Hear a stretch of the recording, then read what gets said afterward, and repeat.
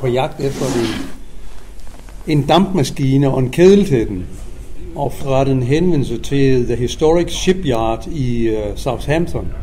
De henviste til en ældre herre, en Peter Hollins.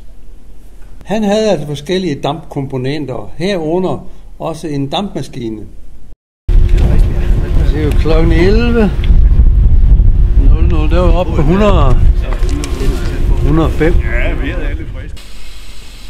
Det blev jo vel modtaget. Han er 89 år, som sagt, til han er 90 nu.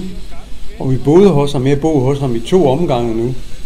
Og det viser sig, at han havde stående dampmaskinen, som er identisk med den, der oprindeligt var i vores dampbarkasse. På nær en detalje omkring en pumpe.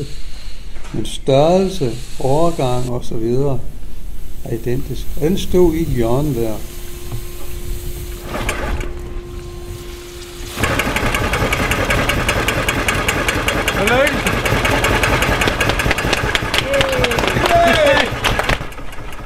Og historien bag dampmaskinen, det er så, at den har siddet i Her Majesty's yacht, det engelske kongeskib Victoria and Albert, den anden.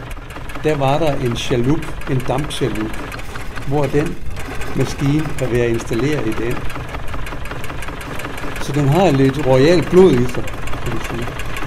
Så det er sådan set historien om dampmaskinen, men vi er så snyde heldige, at vi stod inde derovre og bare stod i årevis.